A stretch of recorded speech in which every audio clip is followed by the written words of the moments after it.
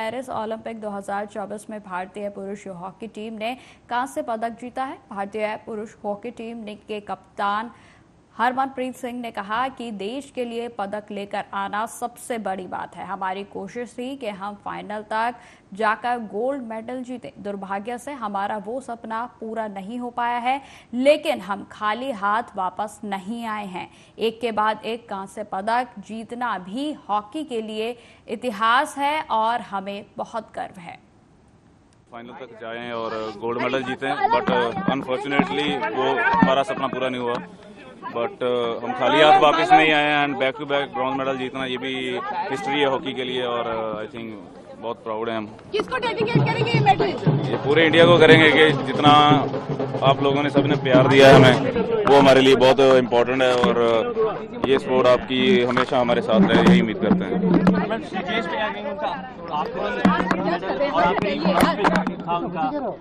I think काफ़ी emotional moment था उनके लिए भी, और क्योंकि इतना समय उन्होंने जो हॉकी को दिया है, टीम को दिया है, आई थिंक वो बहुत बड़ी बात है। एंड लास्ट मैच खेलना और मेडल के साथ फिनिश करना, इससे बड़ी बात उनके लिए भी कोई नहीं है। तो हमारा यही था कि उन जो वो जा रहे हैं तो उनको अच्छे से भेजें, मेडल के साथ भेजें, और हम बहुत खुश हैं उनके लिए। बट ऑफ कोर्स अभी वो रिटायरमेंट दे चुके हैं, बट वो हमेशा हमारे साथ रहेंगे, नो डाउट। दी गई मोदी ने भी आपकी तारीफ की, इस पर आप क्या कहना चाहेंगे जो टैग नाम दिया गया? नहीं, बिल्कुल सर, आई थिंक जो सपोर्ट मिल रही है स्पोर्ट्स को और सभी गेम्स को, आई थिंक वो बहुत इंपॉर्टेंट है। Really want to thank government of India, हमारे साई बेंगलोर और आई थिंक साई के एंड जो हमारी उड़ीसा गवर्नमेंट है एंड हमारी। वो हकदार था, सिलजेस तो हकदार था उसका, बनना ही चाहिए। एक कहने वाली चीज है, उसका हक है। अगर वो हक भारत सरकार इंडियन ओलंपिक दिया है तो हॉकी इंडिया इसके लिए उनको धन्यवाद देता है। सर 52 साल के बाद ये खुशियां जबरदस्ती कुसुम जीत पे आप एक टिप्पणी करें। देखिए, जीत शानदार जीत रही, back to back silver medal, brown medal जीत के लाए हैं। मगर हम लोग का, हॉकी इंडिया का, पूरी टीम का, हम लोग का टारगेट था कि हम लोग को फाइनल खेलना है। एक रेफरी का चूक, अमित रोहिदास को बाहर करना, वो हम लोग के लिए बहुत भारी पड़ा। अब आज हम लोग ब्राउन मेडल लेके आ रहे हैं, नहीं तो इस मेडल का कलर कुछ और होता। सर सेमीफाइनल में आखिरी मोमेंट पर जो 1 इंच से लास्ट सेकंड में जो गोल चूक गया, वो कहीं ना कहीं थोड़ी सी उसके टीज है रहती है खिलाड़ियों के अंदर या फिर आपके अंदर? देखिए, खेल एक ऐसी चीज है ना कि उसकी जितनी गहराइयों में जाइएगा, जितनी चीज को सोचिएगा, वो आपको बराबर बहुत टिस मारेगा कि ऐसे हो जाता तो ऐसे होता, ऐसे हो जाता तो ऐसे हो जाता। बस सेमीफाइनल के दिन के लिए मैं जर्मनी के खिलाफ मैं यही कहूंगा कि वो मेरा दिन नहीं था, मेरा खिलाड़ियों का दिन नहीं था, भारत का दिन नहीं था। इससे ज्यादा मैं कुछ नहीं कहूँगा। सर आप हमारे लिए एक बार वो मोमेंट बता दीजिए जब ये हो गया कि ब्रोंज जीत लिया है, उसके बाद खिलाड़ियों का क्या रिएक्शन था जब वो वापस आए हैं, कैसे आप लोगों ने सेलिब्रेट किया है? अरे हम लोग को गोल्ड की उम्मीद लेके चले था, ब्राउन्ज पर बात कर रहे हैं। सेलिब्रेशन तो अब कोई बात नहीं सर, अगली बार गोल्ड भी आएगा, लेकिन ब्रोंज का सेलिब्रेशन कैसे हुआ? बहुत तगड़ा सेलिब्रेशन हुआ था, शानदार तरीके से खिलाड़ी किए थे, सभी जितना खुशी मनाना चाहिए था खुशी मनाए थे। एक शानदार लम्हा था वो, भारत के लिए भी, भारत के लोग भी, सभी 140 करोड़ जनता हॉकी पर नज़र गड़ाए हुए था कि कोई मेडल लाए। हॉकी तो हिंदुस्तान के दिलों में बसता है, खिलाड़ी मेडल लेके आए हैं, ये हिंदुस्तान के लिए, हम लोग के लिए, यहाँ के सभी खेल प्रेमियों के लिए बहुत बड़ी चीज़ है। नेशनल स्टेडियम में कार्यक्रम सर एक आखिरी सवाल सर, एक छोटा सा कि कुछ दिन पहले जब टीम इंडिया ने विश्व कप जीता था, T20 विश्व कप, काफी ज्यादा बड़ी संख्या में जो समर्थक है, प्रशंसक है, वो यहाँ पर पहुंचे थे। हॉकी टीम ब्रॉन्ज मेडल जीत कर आई है, पेरिस ओलंपिक में जीता है, ओलंपिक में 52 साल बाद लगातार दूसरी बार ऐसा बना है, रिकॉर्ड बना है कि जब, लेकिन यहाँ पर समर्थकों की संख्या, फैंस की संख्या उस तरह से नहीं दिखाई दी। आप यहाँ के बड़े चैनल्स हैं, आप खुद। भारत की हॉकी टीम ब्रॉन्ज मेडल जीत के पेरिस ओलंपिक से आज रिटर्न हुई है। सभी से मेरा मिलना हुआ, सभी प्लेयर को शुभेच्छा दी गई और हमारी टीम की विजेता के लिए, यानी कि विजेता होने के लिए नहीं केवल टीम और उसके परिवार, लेकिन सारे देश गौरव महसूस कर रहे हैं, शुभेच्छा दे रहे हैं और आने वाले दिनों में खबरों में आगे बढ़ते हैं। भाजपा नेता दलीप सिंह राणा उर्फ द ग्रेट खली ने कहा कि ओलंपिक में पदक जीतने वाले सभी खिलाड़ियों को बहुत बहुत बधाइयां और जो पदक चूक गए हैं उनसे भी मैं कहना चाहूंगा कि वे और बेहतर तैयारियां करें ताकि अगली बार देश के लिए पदक ला सके। आगे उन्होंने क्या कुछ कहा, आप सुनिए। बिल्कुल, सारे जितने भी अपने मतलब गए हैं स्पोर्ट्समैन, अपने एथलीट्स गए, सभी को मेरी ओर से बहुत बहुत बधाई है। जो कोई मेडल लाया उनको भी बधाई है और जो इस बार रह गए हैं और उनको मैं बताना चाहूंगा कि अगले बार और तगड़े होकर तैयारी करो और ताकि अगली बार मेडल ला सके हिंदुस्तान के लिए। आम आदमी पार्टी के नेता और पूर्व डिप्टी सीएम मनीष सिसोदिया ने कनॉट प्लेस के हनुमान मंदिर में पूजा अर्चना की। वहीं आपको बताते चले कि दिल्ली के एक्साइज पॉलिसी मामले में 17 महीने के बाद कल उन्हें तिहाड़ जेल से जमानत पर रिहाई मिल गई है और जिसके बाद आपको बताते चले कि आम आदमी पार्टी के बीच कार्यालयों पर लगातार जश्न का माहौल है। और इसी बीच मामले पर आम आदमी पार्टी के सांसद संजय सिंह ने कहा कि अरविंद केजरीवाल के नेतृत्व में शिक्षा, स्वास्थ्य, बिजली, पानी और आम आदमी पार्टी को सुविधाएं देने की जो लड़ाई शुरू हुई है हम उसे आगे बढ़ाने का संकल्प लेंगे और इसके बाद हम राजघाट जाएंगे और जिसके बाद फिर पार्टी कार्यालय में पार्टी कार्यकर्ताओं को संबोधित भी करेंगे। आगे उन्होंने क्या कुछ कहा, सुनिए। बजरंगबली जी के चरणों में प्रार्थना लगाई है और बजरंगबली जी ने मुझे आशीर्वाद दिया है। केजरीवाल जी के ऊपर भी बजरंगबली जी की बहुत कृपा है, विशेष आशीर्वाद है केजरीवाल जी के ऊपर बजरंगबली का। आप देखिएगा कि केजरीवाल जी को भी बजरंगबली का इसी तरह करेंगे, आशीर्वाद लेंगे अपनी पार्टी के लिए, देश के लिए, दिल्ली के लोगों के लिए। और जो लड़ाई अरविंद केजरीवाल जी के नेतृत्व में शुरू हुई है, शिक्षा की, स्वास्थ्य की, बिजली की, पानी की, आम आदमी को सहूलियत देने की, उसको हम लोग आगे बढ़ाने का संकल्प लेंगे।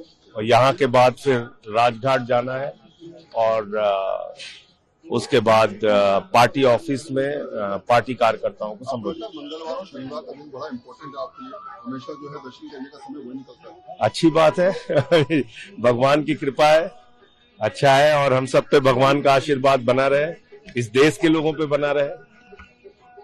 देखिए, नफरत की राजनीति से इस देश को कुछ हासिल नहीं होगा, बदले की राजनीति से इस देश को कुछ भी हासिल नहीं होगा। इस देश की सत्ता में बैठे हुए लोगों को ये सोचना चाहिए।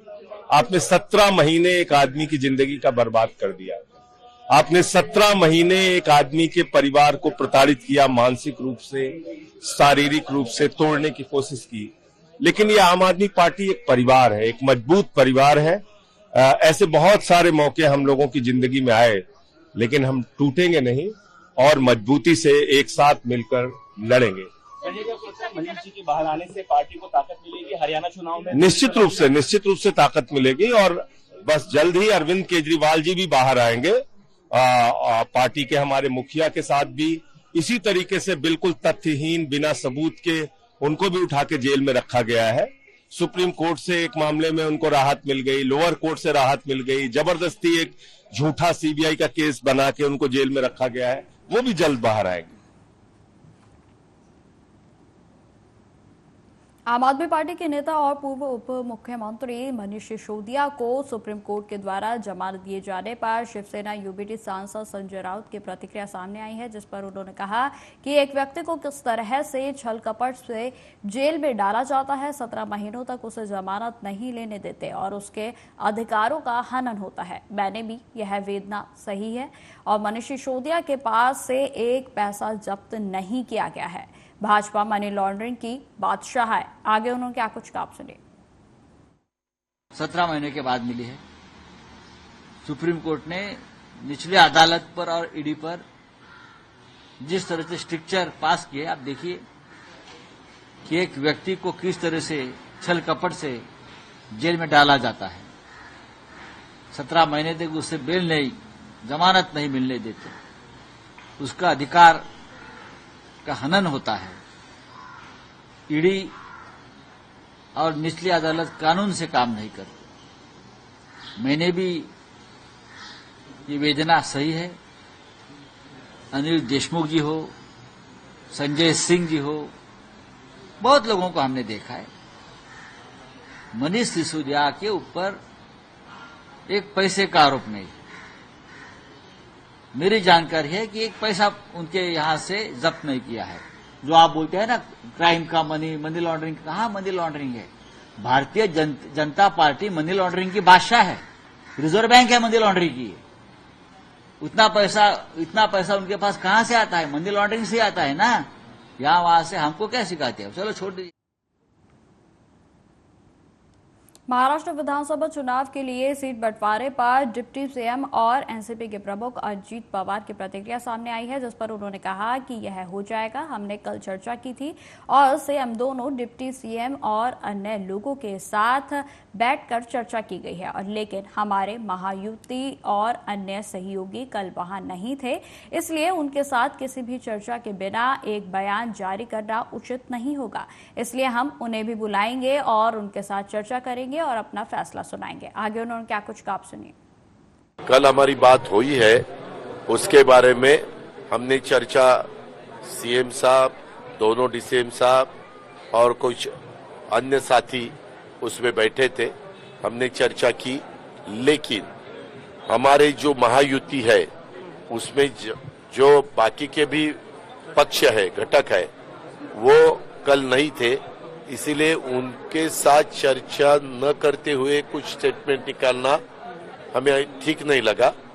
अभी जल्द से जल्द उनको भी हम बुलाएंगे, उनके साथ भी चर्चा करेंगे और फिर हम प्रेस कॉन्फ्रेंस लेके हमारा डिसीजन दे देंगे। राज ठाकरे जी महायुति में आएंगे क्या? राज ठाकरे जी महायुति में आएंगे क्या? किसने बताया? लोकसभा अरे उन्होंने तो एक मिनट आप गलत कर रहे हैं। उन्होंने बताया कि मैं 225 तक या 200 से 225 तक जगह पे सीट खड़े करने वाला हूं उनके पार्टी की तरफ से। ये आपने सुना ना? तो इसका क्या मतलब है? वो अकेले लड़ना चाहते हैं ना, नंबर 1। नंबर 2, उन्होंने कहा कि पार्लियामेंट के चुनाव के वक्त उन्होंने मोदी साहब को सपोर्ट किया था। क्लियर उन्होंने स्टेटमेंट निकाला, आपके सामने उन्होंने प्रेस कॉन्फ्रेंस की। आप ऐसे बार बार कुछ ना कुछ सवाल जो पूछने की जरूरत नहीं है, ऐसे पूछकर मेरा टाइम क्यों बर्बाद करते? कल हम केंद्रीय मंत्री और भाजपा के राष्ट्रीय अध्यक्ष जेपी नड्डा, गुजरात के मुख्यमंत्री भूपेंद्र पटेल समेत पार्टी के अन्य नेताओं ने महात्मा गांधी को श्रद्धांजलि अर्पित की। और वहीं आपको बताते चले कि सभी नेता आज राजकोट में आयोजित तिरंगा यात्रा कार्यक्रम में भी भाग लेंगे। वहीं केंद्रीय मंत्री और भाजपा के राष्ट्रीय अध्यक्ष जेपी नड्डा ने गुजरात के मुख्यमंत्री भूपेंद्र पटेल के साथ राजकोट में तिरंगा यात्रा को भी हरी झंडी दिखाई। इस मौके पर जेपी नड्डा ने कहा कि मैं गुजरात की पवित्र भूमि को नमन करता हूं। गुजरात संतों और समाज सुधारकों की भूमि है। आज जब हम आजादी के कालखंड तिरंगा यात्रा पर निकले हैं तो यह भी याद आता है कि राज्य में हमारे देश के स्वतंत्रता आंदोलन में एक बड़ी भूमिका निभाई थी। मेरा ये सौभाग्य है कि आज मुझे गुजरात के तपस्वी भूमि, संतों की भूमि, समाज सुधारकों की भूमि, स्वतंत्रता सेनानी की भूमि और जिस मिट्टी से हमें प्रेरणा मिलती है, ऐसी भूमि गुजरात में आने का मुझे सौभाग्य मिला है। मैं सबसे पहले तो इस पुण्य भूमि को नमन करता हूं और आशीर्वाद लेकर के अपनी बात को प्रारंभ करता हूं। जब मैं ये कहता हूं कि ये संतों की भूमि है, ये समाज सुधारकों की भूमि है,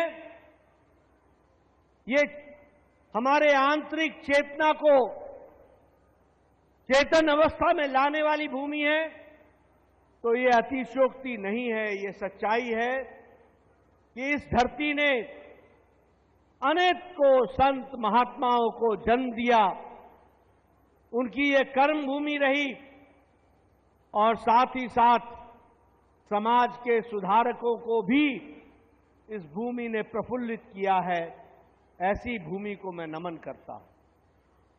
मित्रों, आज जब हम ये तिरंगा यात्रा में निकले हैं और हर जगह हमें तिरंगा ही तिरंगा देख रहा है, तो हमें आजादी की लड़ाई के साथ साथ वो कालखंड भी याद आता है। और जब मैं उस कालखंड की बात करता हूं तो हमें ये याद रखना चाहिए कि गुजरात का बहुत बड़ा योगदान आज के इस भारत के आजाद भारत की तस्वीर को स्थापित करने में गुजरात का बहुत बड़ा योगदान रहा है। और जब मैं ये कहता हूं तो ये वीर भूमि, ये संतों की भूमि, ये आजादी के लिए लड़ाई लड़ने वालों की भूमि कभी भी, और ये देश कभी भी महात्मा गांधी के योगदान को भुला नहीं सकता है। वो महात्मा गांधी जिसने हमें आजादी दिलाने में बहुत बड़ा योगदान किया। खबरों में आगे बढ़ते हैं। केंद्रीय मंत्री अश्विनी वैष्णव ने कहा कि पिछले 10 सालों में 4 करोड़ घर प्रधानमंत्री आवास योजना के तहत पूरे देश भर में एक बहुत बड़ा सामाजिक परिवर्तन आया है। और साथ ही उन्होंने यह भी कहा कि 3 करोड़ और नए घरों के क्रियान्वयन का विस्तृत चर्चा हुई है और इसके लिए बजट प्रावधान 3 करोड़ 60 लाख रुपए, माफ कीजिए 3,000 जो है वो 60,000 तक के जो है 2 करोड़ घरों के लिए आंकड़ा जो है वो लाया गया है और जिसको लेकर बजट पेश किया जाएगा। घर प्रधानमंत्री आवास योजना के तहत पूरे देश भर में एक बहुत बड़ा सोशल ट्रांसफॉर्मेशन इससे आया है। इसी कड़ी में 3 करोड़ और नए घर जो प्रधानमंत्री जी ने अपने पहली घोषणा की थी, आज उसके इम्प्लीमेंटेशन के लिए कैबिनेट में डिटेल्ड चर्चा हुई, डिटेल्ड कैबिनेट में डिस्कशन हुआ इस पे, और 3 करोड़ नए घर बनाने का फैसला लिया गया, जिसमें 3,60,000 करोड़ 3,60,000 करोड़ रुपीस का टोटल बजटरी प्रोविजन रहेगा। 2 करोड़ घर रूरल एरियाज में रहेंगे और 1 करोड़ घर अर्बन एरियाज में रहेंगे। अर्बन एरियाज में एक बहुत इंपॉर्टेंट फैसला पीएम आवास योजना में लिया गया है, वो है कि हमारे ग्रामीण क्षेत्रों से बेटियां बहनें आजकल कई शहरों में काम करने के लिए जब आती हैं, जैसे आपने देखा होगा मोबाइल फोन के प्रोडक्शन में मैक्सिमम एम्प्लॉयमेंट विमेन एम्प्लॉयमेंट है, उनके लिए सबके लिए वर्किंग वुमेन्स हॉस्टल की व्यवस्था इसमें की गई है। अब खबर बिहार के गोपालगंज से है, जहां पर पुलिस ने कुख्यात अपराधी व होमगार्ड के जवान भोला सिंह हत्याकांड के मुख्य आरोपी संजय सिंह उर्फ बन्नरी को जन्मुई से गिरफ्तार कर लिया है। आपको बताते चले कि गिरफ्तार अपराधी के ऊपर गोपालगंज पुलिस ने 50,000 रुपए का इनाम भी घोषित किया था और इसके साथ ही यह अपराधी कुछ दिनों पूर्व ही गोपालगंज कोर्ट में पेशी के दौरान पुलिस को चकमा देकर फरार हो गया था। आपको बताते चले कि गोपालगंज के एसपी स्वर्ण प्रभात ने जानकारी देते हुए संजय सिंह उर्फ बंडरी नगर थाना क्षेत्र के एगडेरवा गांव का रहने वाला बताया है और साथ ही उन्होंने यह भी बताया कि 2 वर्ष पूर्व ही इस शातिर अपराधी ने होमगार्ड के जवान भोला सिंह की गोली मारकर दिन दिहाड़े हत्या कर दी थी। 50,000 का कुख्यात इनामी अपराधी संजय उर्फ बंदरी को पुलिस ने गिरफ्तार किया है और यह पुलिस अभिरक्षा से फरार हो गया था कुछ महीने पहले। और चूंकि यह पेशेवर अपराधी है और करीब इस पे 10 से भी ज़्यादा मर्डर और लूट के केसेज हैं और इस पर अपनी भाई की भी निर्मम हत्या का आरोप लगा हुआ है और यह पुलिस अभिरक्षा से कुछ महीने पहले फरार हो गया था। पुलिस कई दिनों से लगी हुई थी और इसमें जमुई पुलिस का भी सहयोग रहा है इसकी गिरफ्तारी में और टीम में जो भी सदस्य शामिल है उनको जो है 50,000 के इनाम से पुरस्कृत किया जाएगा। स्पीडी ट्रायल भी चलाएगी क्या पुलिस? इस पर स्पीडी ट्रायल किया जाएगा क्योंकि डिस्परेट क्रिमिनल है और कई बार पुलिस अभिरक्षा से फरार हुआ है और इसको हम लोग अब जेल भेज रहे हैं और ये इंश्योर कर रहे हैं कि ट्रायल जल्द से जल्द जो अगले 6 महीने में कंप्लीट हो पाए। कहाँ से गिरफ्तारी की गई थी? गिरफ्तारी इसकी जमुई से हुई है, जमुई पुलिस के सहयोग से। 50